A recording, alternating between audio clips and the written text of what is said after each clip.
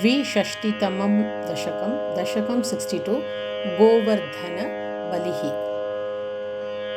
कदाचिद् गोपालान् विहितमखसंहारविभवान् निरीक्ष्य त्वं शौरे मखवमदमुध्वंसितुमनाः विजानन्नप्येतान्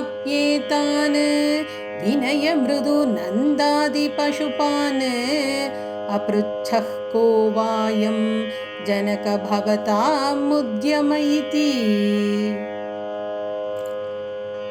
बभाषे नन्दस्त्वां सुतननु विधेयो मघवतः मखो वर्षे वर्षे सुखयति स वर्षेण पृथिवीं नृणां वर्षायत्तं निखिलमुपजीव्यं महितले विशेषादस्माकं तृणसलिलजीव्या हि पशवः। इति श्रुत्वा वाचं पितुरै भवानाह सरसं धिगे तन्नो सत्यं मघवजनिता वृष्टिरिति यत् अदृष्टं जीवानां सृजति खलु वृष्टिं समुचितां महारण्ये वृक्षाः किमिव बलिमिन्द्राय ददते। इदं तावत् सत्यं यदिह पशवो नः कुलधनं तदा जीव्यायासौ बलिरचलभर्त्रे समुचितः सुरेभ्योऽप्युत्कृष्टाः ननु धरणिदेवाः क्षितितले ततस्तेऽप्याराध्याः इति जगद्धितत्वं निजजनान्। भवद्वाचं श्रुत्वा बहुमतियुतास्तेऽपि पशुपाः द्विजेन्द्रानर्चन्तो बलिमददुरुच्चैः क्षितिभृते व्यधुः प्रादक्षिण्यं सुभृशमनमन्नादरयुताः त्वमादशैलात्मा बलिमखिलमाभीरपुरतः।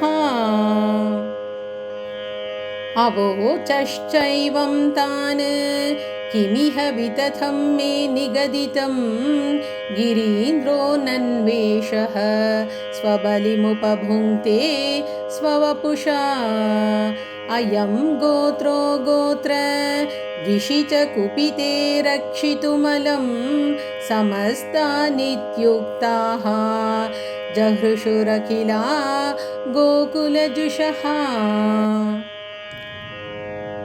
परिप्रीता याताः खलु भवदुपेता व्रजजुषः व्रजं यावत् तावत् निजमखविभङ्गं निशमयन् भवन्तं जानन्नपि अधिकरजसा क्रान्तहृदयः न सेहे देवेन्द्रः त्वदुपरिचितात्मोन्नतिरपि। मनुष्यत्वं यातो मधुभिदपि देवेष्वविनयं विधत्ते चेन्नष्टः त्रिदशसदसां कोऽपि महिमा ततश्चत्वं शिष्ये पशुपहतकस्य श्रियमिति प्रवृत्तस्त्वां जेतुं सखिलमघवा दुर्मदनिधिः। त्वदावासं हन्तुं प्रलयजलदानम्बरभुवि प्रहिन्वन् बिभ्राणः कुलिशमयमभ्रे भगवनः प्रतस्तेऽन्यैरन्तः दहनमरुदाद्यैर्विहसितो भवन्मायानैव त्रिभुवनपते मोहयतिकम्। सुरेन्द्रक्रुद्धश्चेत् द्विजकरुणया शैलकृपयापि अनातङ्कोऽस्माकं नियत इति विश्वास्य पशुपान् अहो किन्नायातः गिरिभिदिति सञ्चिन्त्य निवसन् मरुद्गेहाधीश प्रणुदमुरवैरिन्मम गदान्। ॐ श्री हरये नमः। सदा सर्वत्र गोविन्दनाम संकीर्तनं गोविन्द गोविन्द। नारायण अखिल गुरो भगवन् नमस्ते।